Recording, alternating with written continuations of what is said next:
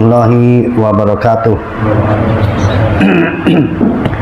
Innal hamdalillah nahmaduhu wa nasta'inuhu wa nastaghfiruh wa na'udzu billahi min shururi anfusina was sayyiati a'malina. May yahdihillahu fala mudilla lahu wa may yudlil fala hadiyalah.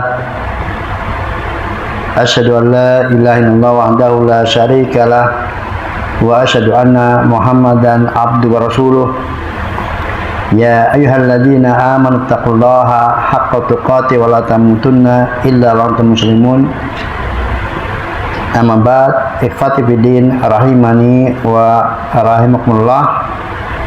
Tidak lupa mari kita untuk senantiasa memuji dan bersyukur kepada Allah Subhanahu wa taala atas segala nikmat dan karunia yang terus-menerus Allah anugerahkan untuk kita semuanya, termasuk perjumpaan kita pada sore hari ini dalam lanjutan kita terhadap kajian kita terhadap kitab Al-Aqidah Al-Wasithiyah karya Syekhul Islam Ibnu Taimiyah rahimahullah. Dan pada pertemuan bulan lalu kita telah menyelesaikan bahasan tentang sifat al-iradah dan sifat al-masyiah, sifat kehendak bagi Allah Subhanahu wa taala. Dan telah dijelaskan kepada antum tentang adanya kehendak Allah taala secara takdir dan kehendak Allah taala secara syar'i, dan perbedaan di antara keduanya dan contoh penerapan kasusnya. Maka kita lanjutkan dengan sifat berikutnya yang beliau sampaikan dari ayat-ayat Al-Quran yang beliau bawakan, yaitu sifatul mahabbah, sifat cinta. Saya bacakan terlebih dahulu ayat-ayat yang beliau sampaikan. Wa qauluhu wa ahsinu innallaha yuhibbul muhsinin, yang artinya dan berbuat baiklah, sungguh Allah mencintai orang-orang yang berbuat baik. Wa aqsitu innallaha yuhibbul muqsitin, dan berbuat adilah, sungguh Allah Ta'ala mencintai orang-orang yang berbuat adil.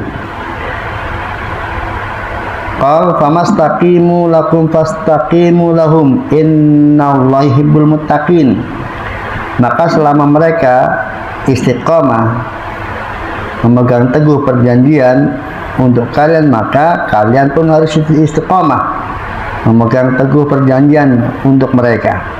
Sungguh Allah Ta'ala mencintai orang-orang yang bertakwa, yang diantaranya adalah dengan berpegang teguh kepada perjanjian yang telah diikat. Qal innallaha yuhibbut tawwabina wa yuhibbul mutatahhirin. Sungguh Allah mencintai orang-orang yang bertaubat dan mencintai orang-orang yang mensucikan diri. Qal fasawfa ya'tillahu biqaumin yuhibbuhum wa yuhibbuna. Maka kelak Allah akan mendatangkan sebuah kaum yang Allah mencintai mereka dan mereka pun mencintai Allah. Qal innallaha yuhibbul ladzina yuqatiluna fi sabilihi saffan ka'annahum bunyanun marsus. Sungguh Allah Ta'ala mencintai orang-orang yang berperang di jalannya dalam keadaan berbaris rapi, bagaikan bangunan yang kokoh. Qul in kuntum tuhibbunallaha fattabi'uni yuhibbukumullah wa yaghfir lakum. Katakan, jika kalian mencintai Allah maka ikutilah aku, niscaya Allah akan mencintai kalian dan mengampuni dosa-dosa kalian.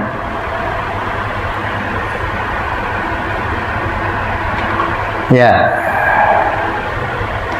ikhwati bin rahimani wa rahimahullah, itu ayat-ayat yang disampaikan oleh mu'alif rahimahullah untuk membuktikan tentang sifat cinta bagi Allah Ta'ala. Perlu saya sampaikan bahwa sesungguhnya permasalahan agama itu cukup didalil dengan satu dalil, selama dalil itu sahih sudah cukup. Satu ayat atau satu hadis. Ya. Nah, apa kepentingan para ulama? Terkadang untuk satu masalah itu menyebutkan dalilnya banyak. Jadi kalau satu dalil saja cukup, apalagi kalau kemudian dalilnya banyak. Jadi diharapkan dengan menyebutkan dalil yang banyak itu semakin menambah keyakinan, semakin menambah kekuatan hujah. Ya. Dan ketika dalilnya itu banyak dan redaksinya sama, artinya ada irisan redaksi yang sama, maka itu untuk menutup celah pemaknaan yang lain. Karena ketika sebuah kata diulang-ulang dalam beberapa kesempatan dengan redaksi yang berbeda tetapi ada irisan makna yang sama, maka itu semakin menguatkan bahwa itulah yang dimaksud, bukan yang lainnya. Ya, itu urgensi dari memperbanyak dalil, memperbanyak hujah. Tetapi sekali lagi, seandainya tidak ada dalil kecuali satu saja ayat atau satu saja hadis yang sahih, itu sudah cukup. Kan kebenaran ayat itu mutlak, kebenaran hadis yang sahih itu mutlak. Ya, maka memperbanyak itu lebih bersifat untuk menguatkan dan juga bersifat untuk kemudian menutup celah untuk dipahami dengan paham yang lainnya.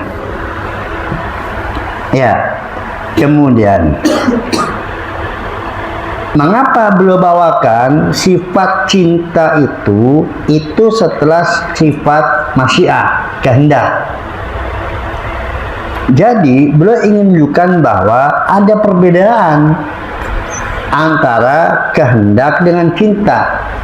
Bahwa masyiah, iradah itu adalah sebuah sifat tersendiri dengan dalil tersendiri. Dan mahabbah, cinta itu juga sifat tersendiri dengan dalil tersendiri. Itu dua hal yang berbeda, bukan dua hal yang sama. Karena di sana ada sebagian orang yang memahami bahwa antara mahabbah dengan iradah itu sama saja, tidak ada perbedaan antara keduanya. Jadi yang dimaksud dengan mahabbah, cintalah ya kehendak gitu. Padahal itu dua sifat yang berbeda, redaksinya berbeda, makna secara bahasanya pun berbeda, hakikatnya juga berbeda antara kehendak dengan cinta. Dan setiap kita pun bisa membedakan antara keinginan dengan kesukaan. Ya, berkeinginan, berkehendak dengan mencintai, dua sifat yang berbeda. Ya, maka langsung setelah masyiah beliau sebutkan tentang mahabbah, tentang cinta. Kemudian sifat cinta untuk Allah SWT terbukti berdasarkan Al-Quran seperti yang beliau sampaikan, dengan sunnah dan juga ijma Ahlussunnah wal Jamaah, bahwa Al-Quran, As-Sunnah dan ijma Ahlussunnah wal Jamaah menetapkan sifat cinta, mahabbah bagi Allah Ta'ala. Dan sebagaimana kaidah Ahlussunnah wal Jamaah di dalam menetapkan sifat bagi Allah Ta'ala, maka sifat Allah itu sesuai dengan kebesaran dan keagungan Allah, tidak sama dengan sifat makhluk. Itu kaidah umum. Demikian juga cinta. Ketika kita dapatkan dalil bahwa Allah mencintai, menunjukkan ada melekat pada diri Allah sifat cinta, maka itu pun sesuai dengan kebesaran dan keagungan Allah, tidak seperti cinta makhluk terhadap makhluk yang lainnya, tidak seperti cinta yang melekat pada makhluk meskipun sama-sama cinta. Sering saya ulangi ya, dan ini harus sering saya ulangi untuk semakin melekat di dalam sanubari kita, bahwa sebuah sifat yang diinformasikan dimiliki oleh Allah Ta'ala, ada dalilnya dimiliki oleh Allah Ta'ala dan juga dimiliki oleh makhluk dengan lafaz yang sama, ya, maka itu adalah secara makna dasarnya sama, ya. Apa yang kita pahami tentang cinta untuk kita, demikianlah cinta untuk Allah secara makna dasarnya, yang itu tidak bisa didefinisikan. Sesuatu yang jelas dan gamblang tidak bisa didefinisikan. Semakin didefinisikan, semakin apa? Semakin membingungkan. Antum kan paham apa itu cinta, paham kan? Ya, tanpa jelaskan. Ya, itu sebuah kata yang sudah jelas. Maka sesuatu yang sudah jelas tidak perlu apa? Tidak perlu dijelaskan. Ya.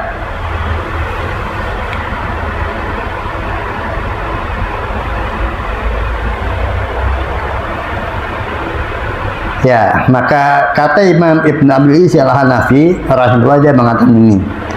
Ketika kemudian beliau katakan waqad ikhtalafa fi tahdidil mahabbah ala aqwal nahwa salasina qawlan.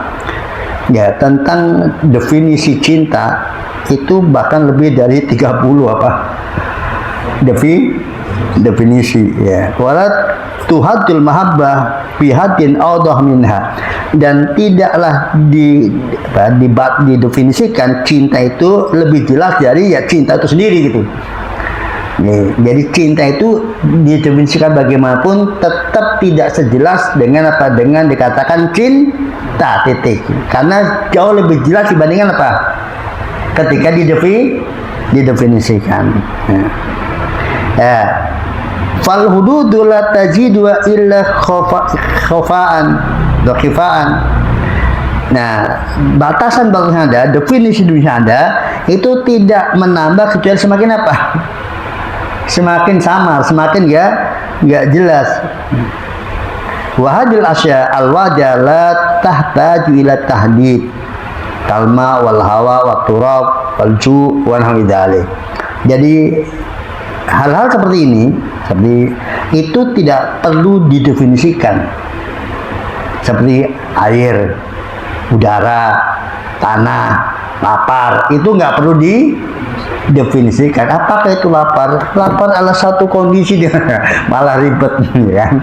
Apakah itu air adalah malah ribet? Semua sudah paham tanpa didefinisikan. Demikian juga cinta. Nah, itu maksud bahwa cinta untuk Allah Ta'ala sama cinta yang ada pada hamba itu sama secara apa? Makna dasarnya. Yang berbeda apanya? Kesempurnaannya dan kaifiahnya, hakikatnya. Ya, dan berlakukan kaidah itu untuk semua sifat Allah Ta'ala. Ketika kita dapatkan sebuah sifat diinformasikan dimiliki oleh Allah Ta'ala dan ternyata itu pada makhluk, maka terapkan kaidah itu. Memiliki persamaan dari siapanya? Makna dasarnya. Berbeda dari siapanya? Kesempurnaan dan hakikatnya. Ya, sudah. Setelah kita paham itu bahwa cinta yang dimiliki Allah hakiki, betul-betul memiliki sifat cinta. Apa itu cinta? Cinta jelas. Kita semua paham apa itu cinta. Nah, tetapi itu tentu saja dengan kebesaran dan keagungan Allah tidak sama dengan cinta makhluk. Nah, cinta yang ada pada Allah Ta'ala itu beragam jenisnya. Iya. Ada kadar yang berbeda. Jadi cinta Allah Ta'ala terhadap hamba itu tidak satu level, tetapi apa? Bertingkat-tingkat. Ya. Jadi cinta Allah Ta'ala tidak sama terus dalam seluruh keadaan, tapi dia pun cinta itu bertingkat-tingkat.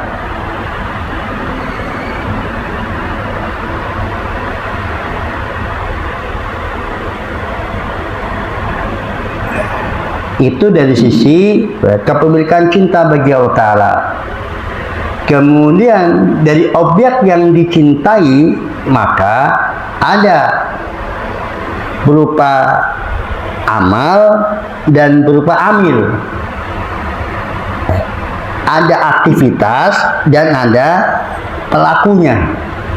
Allah mencintai aktivitas tertentu dan mencintai orang-orang tertentu. Nah, orang-orang yang dicintai oleh Allah itu adalah karena dia melakukan aktivitas-aktivitas yang dicintai oleh Allah Subhanahu wa Ta'ala.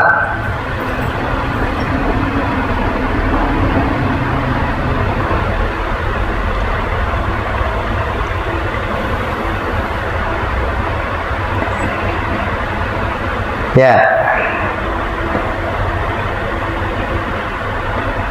Maka misalnya pada ayat yang kita dengarkan tadi, innallaha yuhibbul muhsinin, kalau mencintai orang-orang yang berbuat ihsan, berarti mereka dicintai karena perbuatan ihsan. Berarti ihsan adalah suatu perbuatan yang dicintai oleh Allah Ta'ala. Sebagaimana kita sering dengar, definisi ibadah adalah apa? Ismun jami' likulli ma yuhibbullahu wa yarda. Nama untuk mengungkapkan segala sesuatu yang dicintai dan diridhoi oleh. Kalau dicintai berarti apa itu? Ibadah adalah sebuah aktivitas. Berarti ibadah itu sesuatu yang dicintai oleh Allah Ta'ala. Ada yang wajib, ada yang sunnah. Maka apa kata Allah dalam hadis qudsi? Wa ma taqarraba li 'abdi bi syai'in ahabbu ilayya mimma taratuhu alaihi. Tidaklah seorang hamba mendekatkan diri kepadaku dengan sesuatu yang lebih aku cintai daripada yang mendekatkan diri kepadaku dengan sesuatu yang wajib, yang kewajibkan. Menunjukkan bahwa derajat wajib itu lebih dicintai oleh Allah dari derajat sunnah. Itu aktivitas. Menunjukkan bahwa cinta Allah berlevel. Jadi ada sesuatu yang lebih dicintai, ada yang di bawah. Sama-sama dicintai, tapi yang satu lebih dicintai daripada yang lainnya. Baik aktivitasnya maupun orangnya.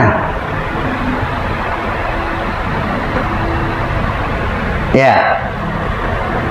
Nah, kadar cinta tersebut itu ada yang sebuah derajat cinta yang tidak bisa dikapai kecuali oleh orang yang sangat tertentu. Jadi berdasarkan Al-Quran dan hadis dan ijma' salaful ummah bahwa cinta Allah itu ada yang dia bentuknya mawaddah, mahabbah itu yang umum, ada mawaddah dan ada khullah.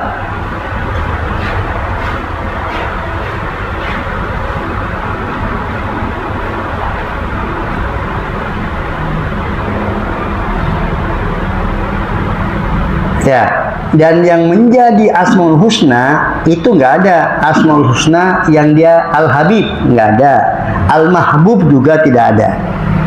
Ya, Al-Asmaul Husna ya, ada itu Al-Wadud. Yang Al-Wadud baik Allah itu mencintai juga dicintai. Itu asmaul husnanya, Al-Wadud. Al-Wadud, maka mawaddah itu adalah satu jenis dari cinta. Kemudian ada cinta yang lebih tinggi lagi dari Allah Ta'ala, namanya Al-Khullah.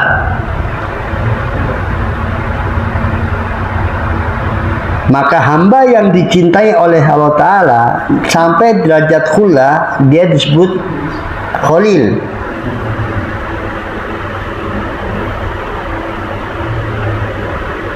Dan khalilnya Allah Ta'ala dari hamba itu cuma dua, yaitu Nabi Muhammad sallallahu alaihi wasallam dan Nabi Ibrahim alaihissalam. Inna Allah qad ittakhadani khalilan kama ittakhadha Ibrahim khalila, kata Nabi sallallahu alaihi wasallam. Sungguh Allah telah menjadikan aku sebagai khalilnya sebagaimana dia Allah menjadikan Ibrahim sebagai khalilnya. Itu martabat cinta Allah yang tertinggi untuk para hamba. Jadi hamba yang dicintai oleh Allah yang paling tingginya adalah Nabi Ibrahim Muhammad dan Nabi Ibrahim alaihissalam. Tidak ada seorang pun dari hamba yang mencapai kadar khullah kecuali dua Rasul Allah tersebut dari umat manusia.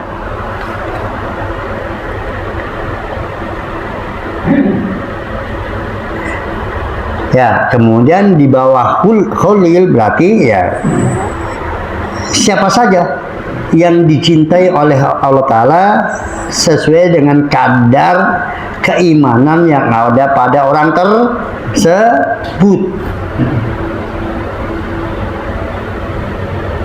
Berbeda, semakin tinggi keimanan kepada orang tersebut, semakin tinggi, semakin besar kecintaan Allah kepadanya.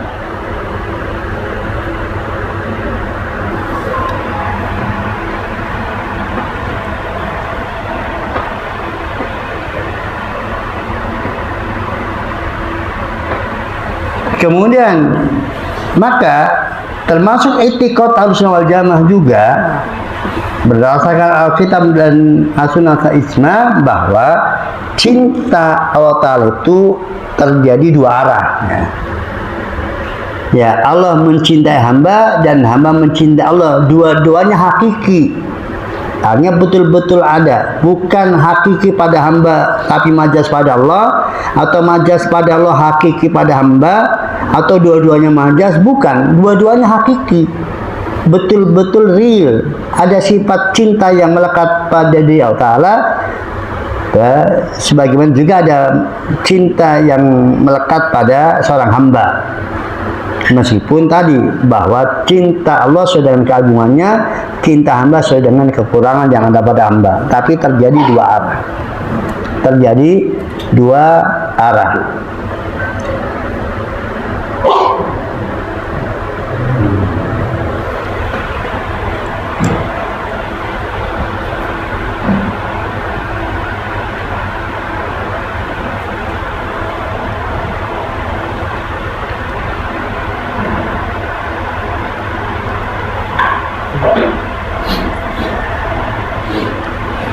Kemudian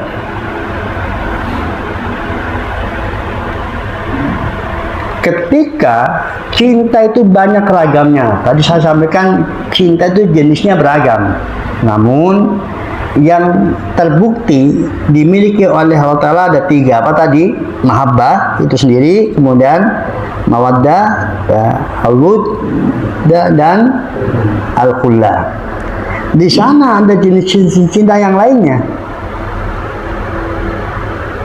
Tetapi kaidah kita menyatakan, maka sebuah sifat apabila merupakan bagian dari sifat tertentu, ya, sebuah sifat yang ditetapkan untuk Allah karena ada dalilnya, lalu ada sifat yang merupakan bagian dari sifat tersebut tetapi tidak ada dalil penetapannya untuk Allah, tidak boleh ditetapkan untuk Allah, karena menetapkan sifat untuk Allah harus ada apanya? Dalilnya. Meskipun itu sama-sama ragamnya, masih satu ragam, tetapi itu bagiannya, bukan apa? Bukan induknya. Kalau ada turunannya, pasti ada induknya. Kalau ada induknya, belum tentu ada apa? Turunannya. Jadi ketika sifat itu induknya ada, melekat pada diri Allah, mahabbah. Nah, cabang-cabang mahabbah banyak. Tetapi cabang-cabang mahabbah itu tidak ada yang dalilnya ada untuk Allah kecuali tadi khullah dan mawaddah. Maka jenis cinta yang lainnya itu nggak boleh ditetapkan untuk Allah Ta'ala, meskipun itu maknanya cinta. ketika tidak ada dalilnya. Contohnya apa? Ya, ada al-ishq, ya. Maka orang yang pacaran itu disebut asyik maksuk, ya, saling jadi asyik itu yang mencintai, maksuk yang dicintai, maknanya cinta.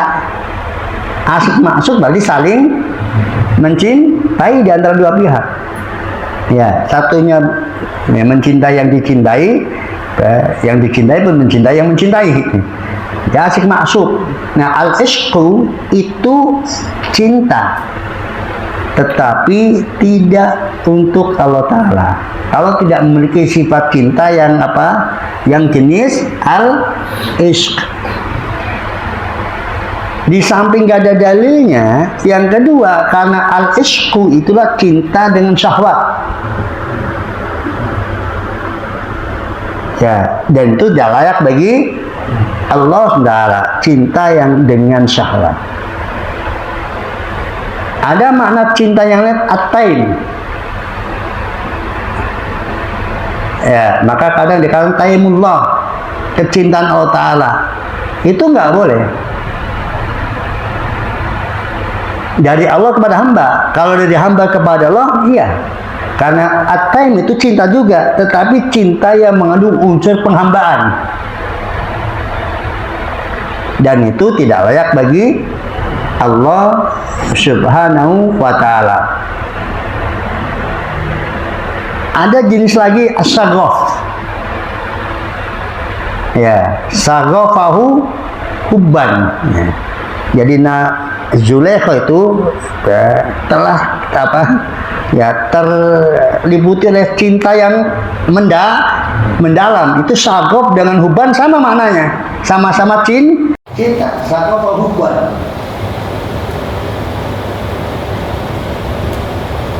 Saghaf itu cinta juga. Nah, saghaf itulah mahabbah yang melampaui batas. Maka cintanya Zulaikha kepada siapa? Atau Imratul Aziz kepada Yusuf itu cinta yang apa? Yang berlebihan, yang kebablasan. Cinta yang sampai apa? Keluar dari batasannya.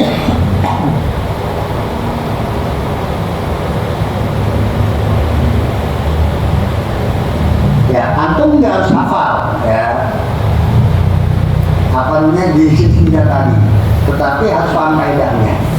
Jadi tidak boleh sembarangan menetapkan sifat untuk Allah Ta'ala meskipun secara bahasa memiliki kemiripan makna kalau nggak ada apanya dalilnya. Karena masalah sifat itu tauqifiyah, harus ada dalilnya. Tanpa dalil nggak boleh. Walaupun tanya maknanya apa? Cinta. Allah punya cinta dia. Nah, ini kan juga cinta. Iya, betul. Itu maknanya cinta. Apa?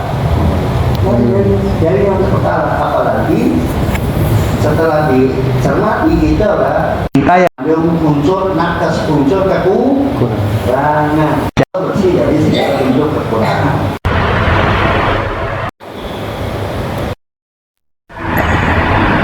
Ya, nah tentang timbal balik cinta kita bisa lihat pada ayat yang sama yang mu'alif tadi, yuhibbuhum wa yuhibbu. Nah, dia mencintai mereka, Allah mencintai mereka, dan mereka mencintai Allah. Kemudian yuhibbukumullah in kuntum tuhibbunallah fattabi'uni yuhibbukumullah. Jika kalian mencintai Allah, ikutilah aku, saya Allah akan mencintai kalian. Jadi itu dua arah.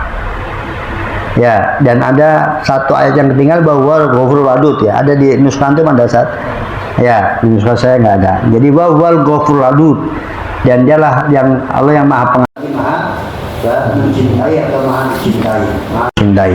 Ya, itu tadi.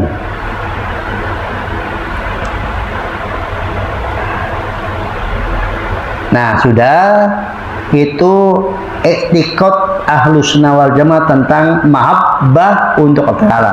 Nah, ini sifat dzatiyah atau sifat fi'liyah? Ya, sifat dzatiyah atau sifat fi'liyah? Ya. sesuatu. Jadi kemudian kita memahami bahwa sebuah sifat itu dati atau fi'liyah, kadang bisa untuk kemudian cara membantunya adalah apabila dalam keadaan apabila itu adalah dikaitkan dengan kehendak. Jika Allah berkehendak dan jika Allah tidak berkehendak maka tidak melakukan, berarti sifat fi'liyah. Kalau sifat dati itu nggak kaitannya dengan kehendak, dari ajal yang tidak bermula hingga abad yang tiada akhirnya, Allah senantiasa dalam keadaan begitu. Itu sifat dia. Ada pun sifat fi'liyah, kadang Allah begini, kadang tidak. Kadang Allah mencinta, kadang Allah tidak mencintai. Ya. Kadang Allah mengendaki untuk mencintai si A, kadang Allah tidak berkehendak untuk mencintai si B. Ya. Jadi ketika kaitannya kehendak, maka pasti apa? Sifat fi'liyah. Itu sifat fi'liyah, sifat terkait dengan perbuatan Allah Ta'ala. Kalau kaitannya, apakah itu adalah sifat yang logis, yang ternalar atau yang tidak ternalar, ya tinggal kembali kepada kita. Kalau kemudian nalar kita itu kadang bisa berbicara, oh itu membuktikan kalau Allah mencintainya, oh berarti itu ternalar. Tapi kalau kemudian nggak bisa dijangkau oleh nalar siapapun juga, berarti bukan sesuatu yang ternalar. Ya. Kalau tidak ternalar itu disebut dengan sifat khobariyah. Kalau ternalar itu disebut sifat akliyah. Ya. Nah, mahabbah ini masuk yang mana? Yaitu kembali kepada apakah bisa dinalar atau tidak. Jadi seandainya dikatakan bisa ternalar juga tidak mengapa.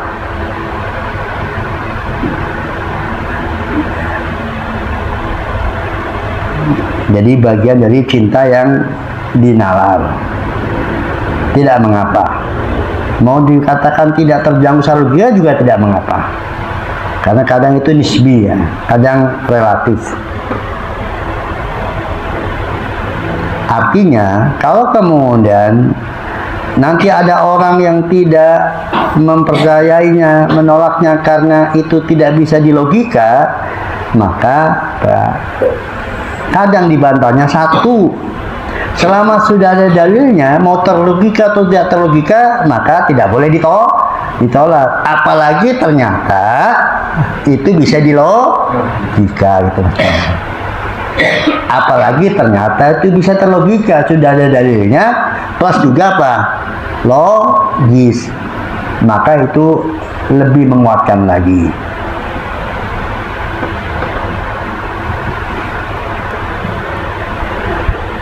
Selanjutnya,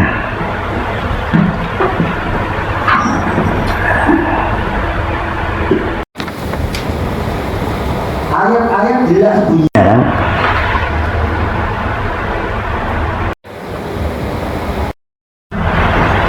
yang menunjukkan kepemilikan sifat cinta bagi Allah Ta'ala. Ada syarat perbuatan dan bahkan ada secara asmaul husnanya.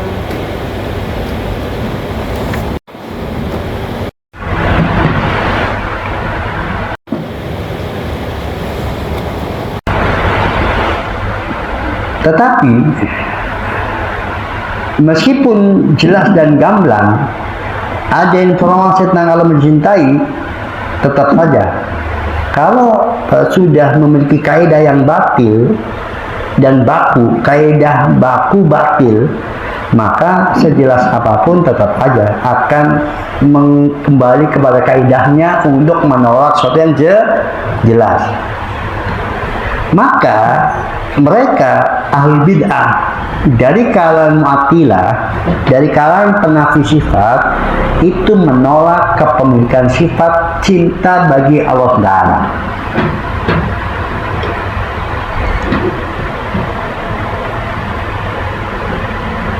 Ya, menolak kepemilikan sifat cinta bagi Allah Taala. Dan alasan penolakan itu beragam, tergantung dia dari aliran mana.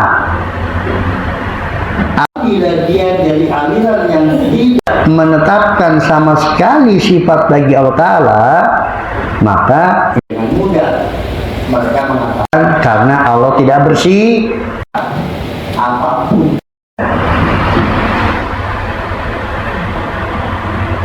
Ya, Allah tidak bersifat apapun juga, maka otomatis termasuk dalamnya sifat cinta pun ditolak. Lalu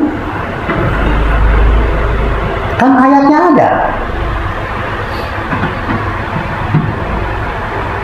maka karena ayat itu tidak mungkin ditolak.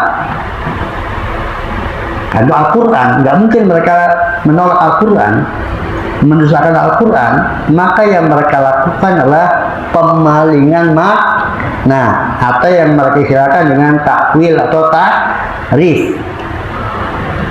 Yang dirubah maknanya bukan ayatnya, karena ayatnya sudah, mereka nggak mungkin mengingkari ayat-ayat. Maka yang dimaksud dengan mencintai mereka adalah, yaitu apa? Memberikan pahala untuk mereka. Jadi cinta diartikan apa? Pahala, sawab.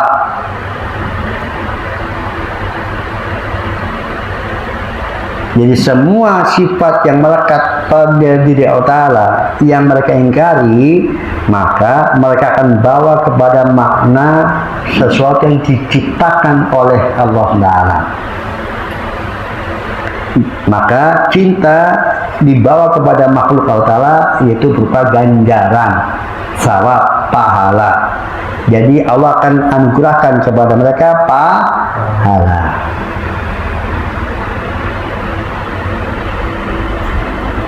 Nah, apakah Ahlussunnah wal Jamaah mengingkari pahala? Tidak. Bagi Ahlussunnah wal Jamaah, pahala itu ada efek dari cinta. Jadi ketika Allah mencintai seseorang, maka Allah akan memberikan kenikmatan atau pahala kepada orang tersebut. Ketika sebuah perbuatan itu dicintai oleh Allah Ta'ala, maka sesuatu yang dicintai oleh Allah Ta'ala dikerjakan, maka akan diberi ganjaran. Jadi ganjaran itu adalah dari cinta, bukanlah cinta itu ganjaran.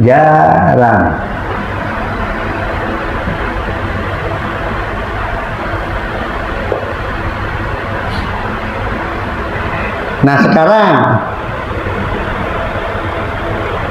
untuk aliran yang masih menetapkan sifat-sifat Allah Ta'ala pada sebagiannya, maka cinta mereka maknai dengan sifat yang mereka imani, yaitu kehendak. Tadi sudah saya singgung. Ya, maka mengapa mu'alif sampaikan kata bersifat cinta setelah kehendak? Karena sebagian menyamakan. Jadi maksud dari cinta kata mereka adalah kehendak untuk memberikan keinginan. Jadi cara mereka beriman kalau Allah punya sifat berkehendak, yaitu melekat pada diri Allah Ta'ala. Maka cinta yang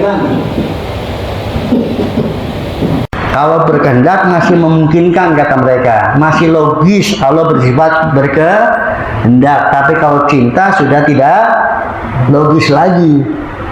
Maka karena lafadznya ada, lafadz cinta ada, maka yang dimaksud cinta itulah berkehendak. Itu kehendak untuk memberikan ganjaran. Jadi beda antara kehendak secara umum dengan kehendak secara khusus. Jadi cinta itulah kehendak secara khusus, yaitu kehendak untuk memberikan ganjaran. Kalau kehendak itu umum, bisa berkehendak untuk berbuat apa yang dia kehendaki, atau berkehendak untuk memberikan pahala, atau berkehendak menyiksa, itu kehendak. Nah, kalau mahabbah itu kehendak untuk memberikan ganjaran. Adapun sifat cinta itu sendiri tidak ada pada diri Allah Ta'ala, karena itu tidak pantas bagi Allah Ta'ala menurut mereka, karena nggak logis, nggak masuk akal.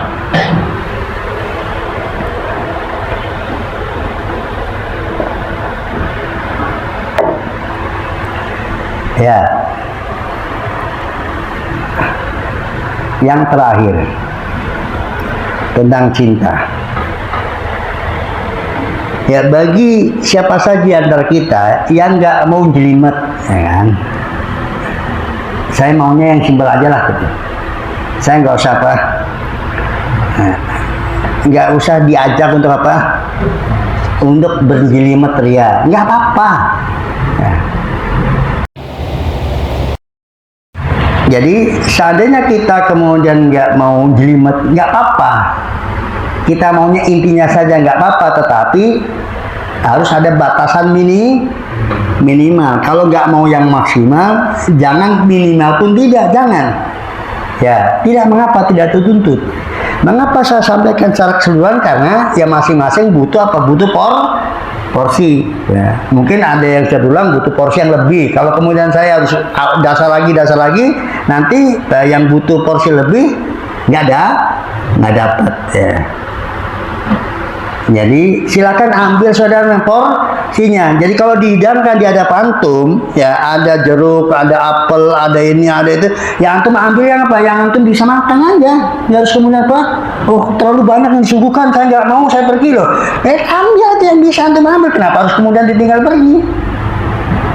Jadi kalau antum nggak bisa yang antum, ada yang nggak bisa mengambil yang tertentu, maka ambil yang bisa saja. Bukan kemudian ketika antum nggak bisa ngambil yang tertentu, kemudian antum nggak ambil semuanya. Antum menjadi, besok saya nggak kesana lagi, terlalu banyak yang dihidangkan. Nah, antum kan bisa milih, jeruknya boleh, ya. Atau antum ambil tahunya aja, boleh gitu kan. Kenapa harus kemudian nggak usah maksa kalau antum nggak bisa makan apelnya karena keras mungkin, nggak apa-apa gitu. Ya, jadi ambil yang bisa diambil. Itu saya nasihatkan kepada antum, karena kadang itu ketika kemudian ada hal-hal yang berat untuk dipahami, kemudian milih undur diri. Kalau begitu kapan? Ya, karena ya secara umum ya namanya majelis heterogen, maka tentunya berupaya untuk sampaikan semuanya dapat. Maka saya sarankan untuk yang nggak bisa mengambil semuanya, ambillah yang bisa diambil. Nah sekarang saya mau tadi yang nggak mau jelimet, saya kembalikan biar yang jelimet diambil sama yang suka yang jelimet. Sekarang yang nggak suka yang jelimet, yang penting antum yakini Allah punya apa? Sifat cinta. Ya. Apa itu cinta? Ya cinta ya cinta. Dah. Ya, cinta ya cinta yang menjadi milik Allah sesuai dengan kebesaran dan keagungannya. Nah, ketika kemudian antum tahu bahwa Allah memiliki sifat cinta, dan cinta itu adalah ditujukan kepada individu dan juga ditujukan kepada aktivitas, maka sekarang kepentingan kita itu adalah mencari aktivitas apa yang dicintai dan individu seperti apa yang dicintai. Ya, itu kepentingannya. Bukan berhenti pada Allah mencintai titik, bukan. Ya, ketika kemudian kita tahu Allah mencintai sesuatu dan mencintai baik itu perbuatan atau orangnya, maka berarti kita berjuang untuk menjadi orang yang dicintai oleh Allah Ta'ala.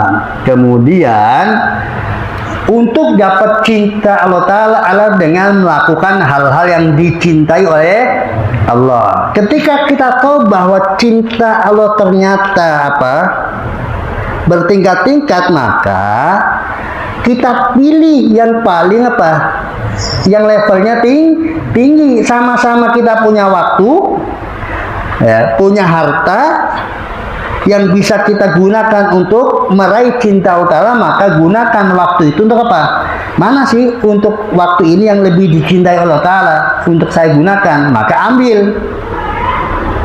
Maka tidak sepantasnya seseorang itu karena sibuk dengan yang sunnah meninggalkan yang wajib. Ya, katanya ngambil yang sunnah untuk dicintai Allah Ta'ala, tapi mengorbankan yang wajib. Itu tidak benar, karena yang wajib lebih tinggi cintanya Allah kepadanya dibandingkan kepada yang sunnah itu. Maka para sahabat sering bertanya, ya Rasul, ayu amali afdol, Rasulullah, amal apa yang lebih utama? Apa tujuan mereka? Ya, untuk dilakukan yang paling utama, karena semakin amal semakin utama berarti cintanya Allah semakin besar. Jadi tidak waton, pakai perhitungan. Ya, pakai perhitungan untuk memilih mana yang lebih dicintai oleh Allah Subhanahu wa Ta'ala. Dan dari ayat-ayat yang beliau sampaikan tadi, diantaranya adalah dengan apa?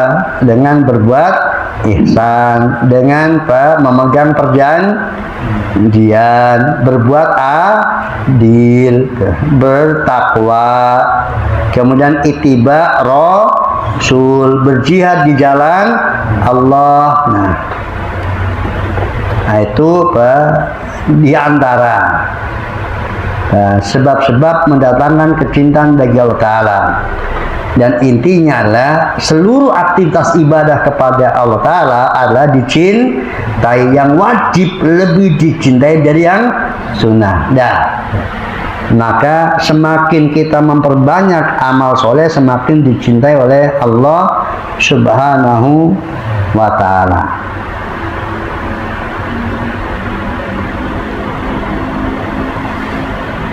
Sifat berikutnya yaitu sifat ridho. Wa qaulihi ta'ala radhiyallahu anhum wa radu'an.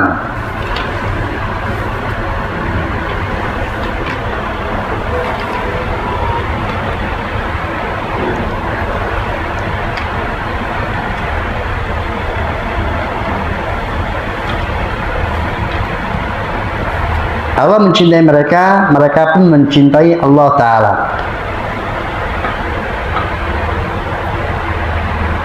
Ya, bahasan sifat ridho itu hampir sama dengan bahasan sifat cinta.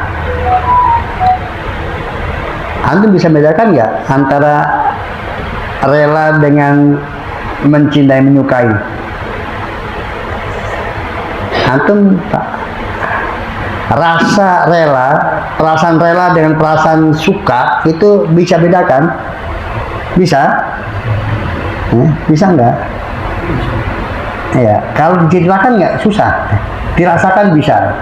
Ya udah saya relakan lah. Ya. Dan tidak setiap yang direlakan disukai, benar? Ya. Tapi kalau disukai mesti rela itu. Ya. Itu dalam bahasa kita memahami rela dan cinta. Saya rela. Ya, walaupun belum tentu suka, tapi yang jelas nggak marah kan? Ya, kalau rela itu datar, kalau cinta lebih gitu. Ya,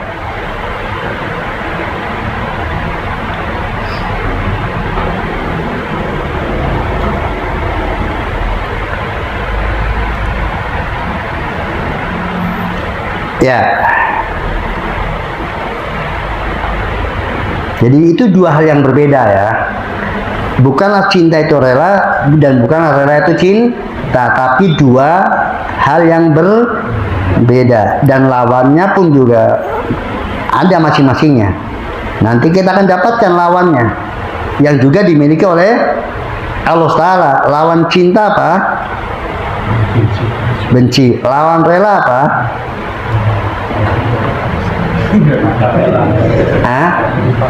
Lawan rela itu marah. murka gitu. Godot. Jadi mahabbah lawannya al-bughd, al-karahiyah, al-maqt. Kalau kemudian tadi ar-ridho lawannya al-ghadab, kemudian al-asq dan asyukh. Sama-sama 3 lawannya. Dan itu semuanya ada di Al-Quran atau hadis. Ya, nanti kita akan sampai ketika kemudian kita sampai kepada sifat lawan dari cinta dan juga rela. Nah, dengan demikian maka ya, sifat rela kita urutkan kayak tadi. Berarti sifat rela itu beda dengan kehendak, ya kan? Kehendak sendiri, rela juga sendiri. Kerelaan Allah Ta'ala sesuai dengan kebesaran dan keagungan Allah. Tidak rela seperti sifat yang ada pada makhluk. Tapi ada persamaan. Apa persamaannya? Pada dasar maknanya. Berbeda pada apanya? Kesempurnaannya dan kaifiahnya. Bagaimana kenyataan yang sesungguhnya. Itu berbeda. Kerelaan Allah Ta'ala juga berlevel. Ya. Sesuatu yang paling Allah rela. Ya. Ya, yang wajib lebih Allah rela kepadanya dibandingkan yang sunnah. Ya, jadi amalan-amalan Allah lebih rela kepada hal yang diwajibkan daripada yang sunnah. Demikian juga orang-orang yang lebih bertakwa kepada Allah, tentunya Allah lebih rela kepada mereka. Karena Allah kepada mereka lebih tinggi dibandingkan yang di bawahnya. Dan demikian. Jadi kerelaan Allah Subhanahu wa Ta'ala. Kemudian tadi seseorang yang Allah rela kepada mereka itu disebabkan karena mereka melakukan aktivitas yang Allah juga rela. Kan ayat ini kan depannya Pak, was-sabiqunal awalun minal muhajirin wal ansor walladzina tabauhum bi ihsan. Orang-orang yang paling pertama, yang terdahulu, yang pertama-tama masuk Islam. Ya, dari muhajirin dan ansor. Allah rela kepada mereka jelas. Karena tadi terdepannya dalam Islam. Dan berlomba-lombanya di samping mereka dahulu awal juga bersungguh-sungguh terdepan dalam mengamalkan Islam. Lalu Allah juga rela kepada yang datang setelahnya yang mengikuti mereka dengan baik. Syaratnya mengikuti mereka dengan baik untuk mendapatkan kerelaan dari Allah Subhanahu wa Ta'ala. Jadi ada aktivitas yang menyebabkan Allah rela kepada mereka. Ya. Nah, sama sebagaimana mahabbah, demikian juga rela, ridho. Maka ahli bid'ah itu khususnya dari kaum Mu'tazilah mengingkarinya. Sifat rela nggak layak bagi Allah Ta'ala. Itu layaknya hanya bagi makhluk. Kalau nggak pantas punya sifat rela. Loh, kan ada ayatnya. Maka karena ayatnya ada, tapi mereka nggak setuju kalau punya sifat rela. Tergantung, kalau kemudian dia dari kelompok yang tidak menetapkan sifat sama sekali, maka mereka ya Allah tidak punya sifat rela. Terus apa rela di sini maknanya? Itu sama dengan cinta. Itu apa? Ganjaran, memberikan ganjaran. Jadi rela maksudnya ganjaran. Jadi Allah rela kepada mereka artinya ganjaran bagi mereka dari Allah Ta'ala, pahala bagi mereka dari Allah Ta'ala. Kalau bagi mereka yang beriman kepada sebagian sifat, maka rela dibawa kepada mana? Kehendak. Itu kehendak untuk memberikan pahala, kehendak untuk memberikan kenikmatan. Itu pengertian rela versi mereka. Mereka nggak mengakui Tuhannya bersifat rela, melekat pada diri Allah sifat rela. Mereka nggak akui.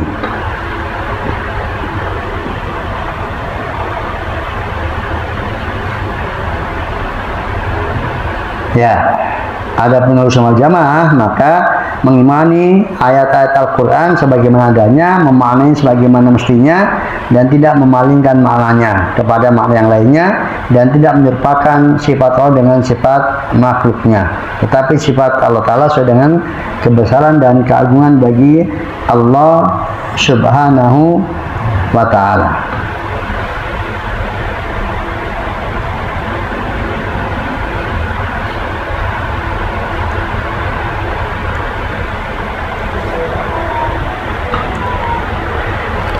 Nah, sejenis juga dengan sifat rela, sifat cinta, ya, dan sama ya, rela itu sifat apa tadi? Sifat sifat datiah atau sifat fi'liyah? Sama, sifat fi'liyah. Artinya tergantung kehendak Allah Ta'ala, apakah Allah meridhoi atau tidak meridhoi, kapan Allah meridhoi dan kapan Allah tidak meridhoi. Itu tergantung kehendak Allah Subhanahu wa Ta'ala. Dan kewajiban kita setelah kita beriman Allah itu memiliki sifat rela, maka kita berusaha untuk melakukan hal-hal yang Allah rela. Jangan sampai kita melakukan hal yang Allah tidak rela. Nah, jadi ya perbuatan kita atau sikap kita itu mengikuti apa yang dimiliki oleh Allah Ta'ala. Jadi ketika Allah memiliki sifat rela dan Allah rela kepada aktivitas-aktivitas tertentu, maka kita melakukan aktivitas-aktivitas tersebut yang mendatangkan kerelaan bagi Allah Ta'ala. Jadi kita suka kalau Allah itu rela kepada kita. Kita berjuang untuk mendatangkan kerelaan bagi Allah Ta'ala. Dan secara singkat, bahwa faktor yang menyebabkan Allah rela kepada kita lah, ikutilah agama ini, jalanilah agama ini sebagaimana salafus saleh dari sabiqin awalun muhajirin dan ansor menjalankan agama. Pasti kita akan menjadi bagian dari apa? Orang yang Allah rela kepada kita. Ayatnya tadi, was-sabiqun awalun minal muhajirin wal ansor walladzina tabauhum bi ihsan radhiyallahu anhum wa radu an. Ya, itu perjuangan kita. Jadi dampak dari keimanan kita ketika al-sifat rela, maka kita berjuang untuk mendatangkan kerelaan Allah kepada kita.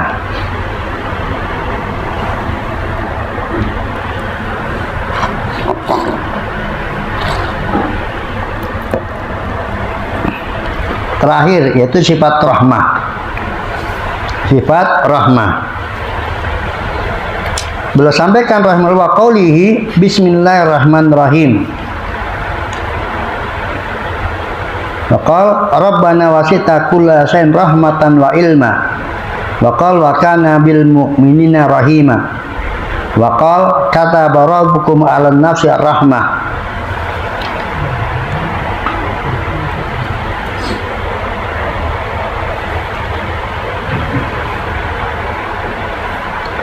Ya, itu sifat-sifat rahmah. Bismillahirrahmanirrahim, jelas. Kemudian pada ayat berikutnya, wa ya Rabb kami maha luas rahmatmu dan ilmumu mencakup segala sesuatu. Dan pada ayat berikutnya, dan adalah dia Allah Ta'ala maha pengasih kepada orang-orang yang beriman. Ya, sifat rahmah Allah Ta'ala, kasih sayang, ya, kasih sayang, belas kasih Allah Ta'ala. Nah, sifat kasih sayang Allah Ta'ala sudah pernah dijelaskan ketika kita bicara tentang Bismillahirrahmanirrahim, bahwa rahmat Allah Ta'ala terbagi dua, rahmat yang luas dan rahmat yang khusus. Rahmat yang luas merupakan sifat dzatiyah bagi Allah Ta'ala, bahwa melekat pada zat Allah Ta'ala sifat rahmah sejak ajal yang tidak bermula hingga abadi yang tidak ada akhirnya. Allah memiliki sifat rahmah, senantiasa melekat pada zatnya. Allah tidak pernah kosong dari sifat rahmah. Allah tidak pernah berhenti dari merahmati dalam rahmat yang umum. Semua hambanya mendapatkan rahmah bagi Allah Ta'ala, rahmat yang umum.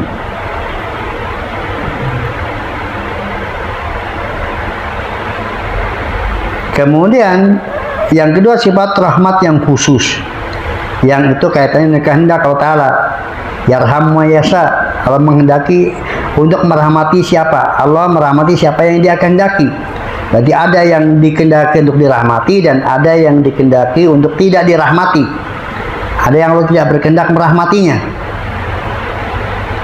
Maka rahmat Allah yang umum itu yang bersifat kepentingan duniawi.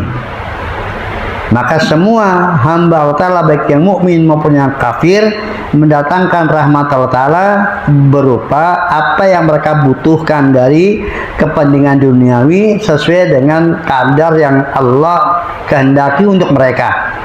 Tapi yang jelas semuanya pasti mendapatkan rahmat Allah Ta'ala yang umum, sekafir apapun orangnya.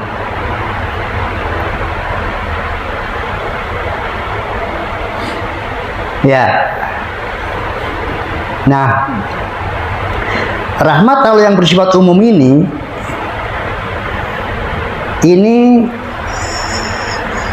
diterima bahkan oleh hewan sekalipun, di mana Allah Ta'ala menciptakan 100 rahmat. Jadi Allah punya sifat rahmat, itu sifat Allah Ta'ala, melekat pada Allah Ta'ala, itu bukan makhluk. Kemudian dari sifat rahmat tersebut Allah menciptakan makhluk yang namanya rahmat. Dibagi menjadi berapa? Totalitas 100%, 1%-nya diturunkan ke muka bumi.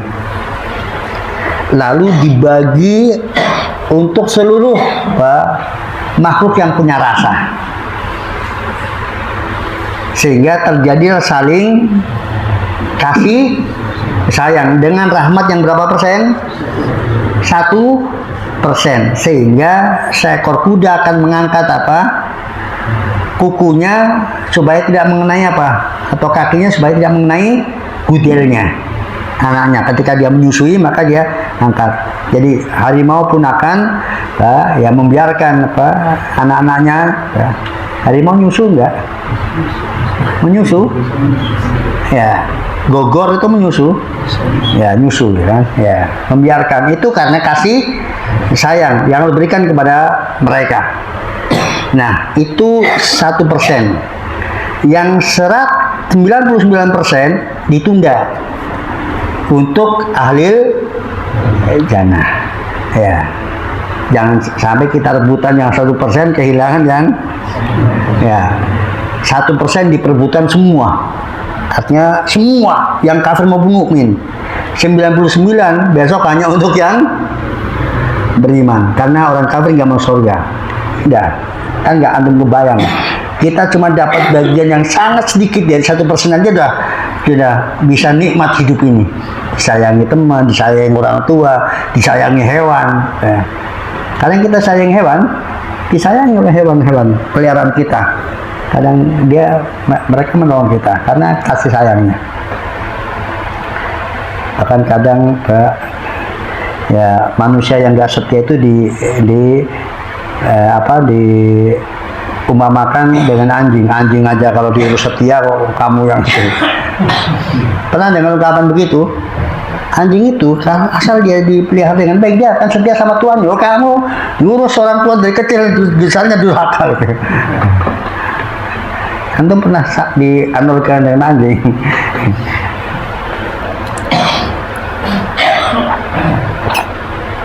Soalnya saya pernah ngalami. waktu saya kecil, sakit ini. Tapi ya itu saya ambil pakai ungkapannya aja maksudnya. Ternyata anjing itu bisa sangat setia kepada tuannya yang mengurusnya. Jadi maka tadi kalau ada anak durhaka sama orang tuanya, dipakai sama misalnya itu di itu kan anjing aja anjing aja bisa setia, bisa sangat berbakti, bisa anak durhaka. Ya, maka ada yang lain, sak galak-galak macan rabakal mangan kukure dewi. Apa Sundanya?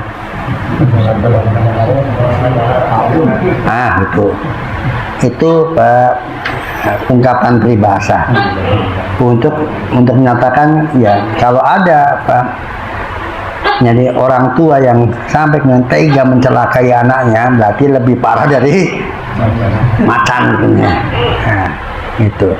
Atau ungkapan ya artinya setega-teganya orang tua nggak akan tega kepada anaknya, nggak akan.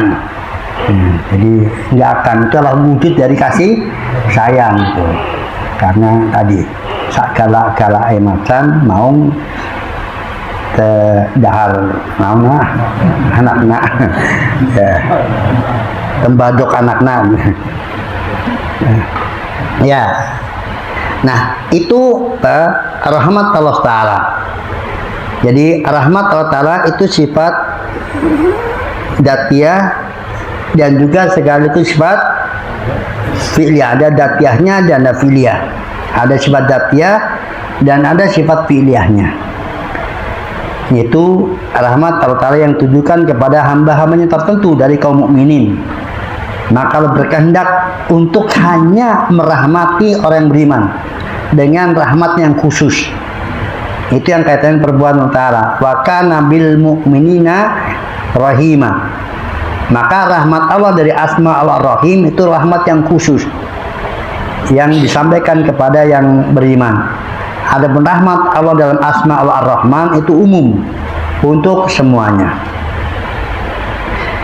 Dan Allah Ta'ala katakan, kata rabbukum ala nafsi ar-rahmah. Allah mewajibkan, menetapkan, menuliskan untuk dirinya sifat rahmah. Maka ini penting untuk kita perhatikan. Jadi Allah terkadang mewajibkan untuk dirinya sebuah kewajiban dan terkadang mengharamkan untuk dirinya sebuah keharaman. Nah, sesuatu yang Allah wajibkan untuk dirinya atau Allah haramkan untuk dirinya, semuanya adalah sebagai karunia bagi hambanya. Ya. Jadi ketika Allah mewajibkan kepada dirinya suatu kewajiban atau Allah mengharamkan untuk dirinya suatu keharaman, itu semuanya manfaatnya dinikmati oleh hamba. Allah tidak mengambil manfaat dari apa? Dari apa yang dilakukan dirinya. Karena Allah ingin mengambil manfaat mewajibkan atau Allah mengambil manfaat Allah haramkan, tidak. Itu murni untuk maslahat bagi hamba, untuk karunia bagi hamba. Maka Allah mewajibkan kepada dirinya rahmah dan Allah mengharamkan kepada dirinya dzulm.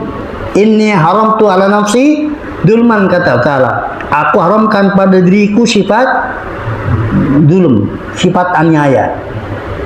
Allah bisa saja berbuatannya ya, tapi Allah mengharamkan pada dirinya. Allah bisa saja tidak merahmati, tapi Allah wajibkan padanya untuk merahmati, yaitu rahmat yang luas yang pasti akan diperoleh seluruh hambanya, siapapun dia. Ya, nah dengan kita mengenal rahmat Allah ada yang umum, ada yang khusus. Kalau yang umum pasti kita dapat,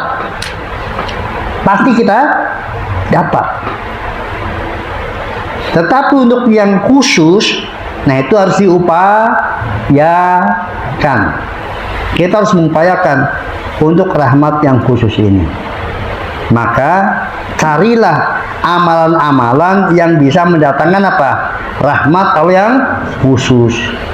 Maka kalau ada ayat la'alakum turhamun, nah itu berarti amalan-amalan yang mendatangkan rahmat. Termasuk apa? Irhamu man fil ardi yarhamuka man fis sama. Belas kasihlah kepada yang di muka bumi ini, saya yang berada di atas langit pun akan berbelas kasih kepada kalian. Jadi itu kepentingan kita. Pertama, kita membenarkan Al-Quran atau hadis yang menetapkan sifat rahmat bagi Allah Ta'ala, ada yang umum dan ada yang khusus. Yang kedua, yaitu kita mencari rahmat Allah Ta'ala. Kita berusaha untuk menjadi orang-orang yang dirahmati oleh Allah Ta'ala.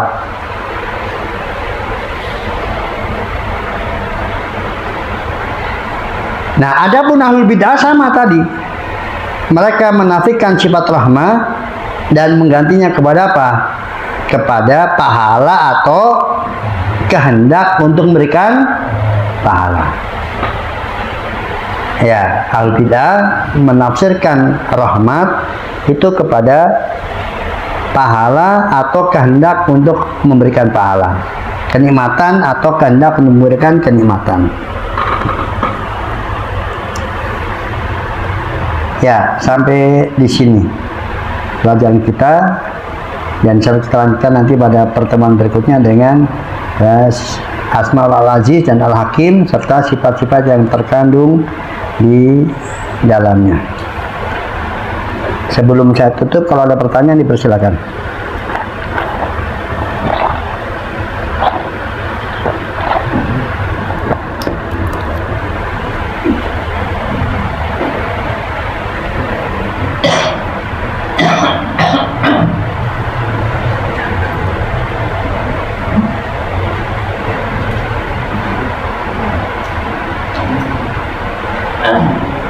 Ada? Silakan Pak Yadi. Kalau seorang itu mengamalkan sesuatu yang kurang afdol misalnya, apakah cinta Allah juga kurang sama kita gitu? Kenapa? Kalau kita melakukan sesuatu yang kurang afdol, Ya. apakah Allah juga masih tetap mencintai kita tapi menurut kurang? Baik, barakallahu fiik. Rahimani wa rahmatullah. Ya. Jadi,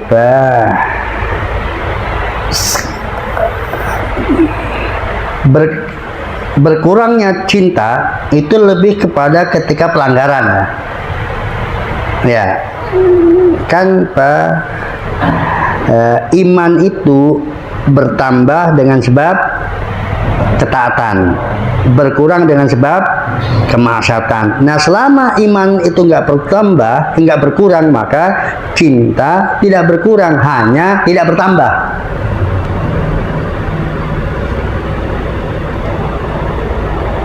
Ya, jadi seandainya kita lakukan yang afdol, bertambah cinta Allah Ta'ala. Ketika kita nggak lakukan, ya nggak bertambah, tetapi nggak disilakan berkurang.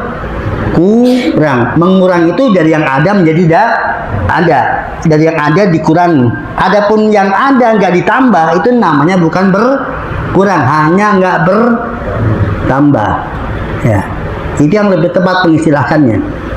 Ya, jadi selama kita tidak melakukan hal-hal yang mendatangkan kebencian atau kemurkaan dari Allah Ta'ala, maka keriduan dan kecintaan Allah Ta'ala tidak berkurang, tetapi tidak bertambah kalau kita tidak melakukan hal-hal yang mendatangkan kecintaan dan keriduan. Ya, barakallahu fikum. Ada yang lain?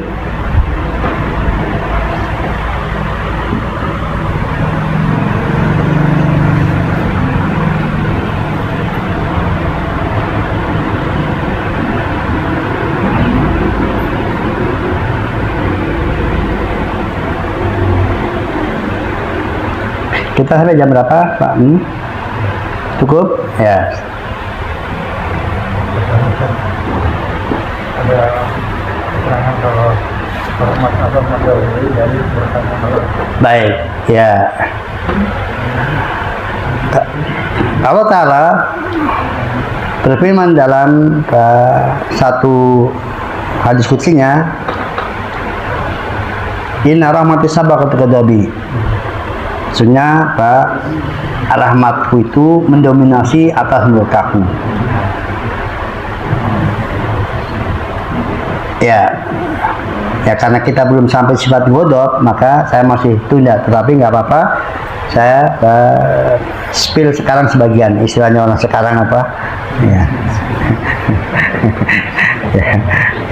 Saya spill sebagian. Ya, jadi Allah punya sifat rahmah dan punya sifat godok, ya, murka. Tetapi jangan khawatir bahwa rahmat Allah Ta'ala lebih dominan. Oleh karena itu, kalau sampai ada seorang hamba ya mati dan dia hanya dapatnya murka Allah Ta'ala, berarti yang keterlaluan siapa? Hamba. Sampai mengalahkan rahmatnya Allah, sampai Allah padanya murka dan gak kasih rahmat, padahal aslinya rahmat Allah lebih dominan. Ya, kalau ada orang tua yang sangat penyayang kepada anaknya, semua anaknya disayangnya semuanya, ada satu anak yang dia dimurkai, yang keterlaluan siapa? Anaknya. Yang keterlaluan anaknya. Pasti ada sebab yang ada pada sampai kemudian dia dimurkai, tidak disayangi. Ya.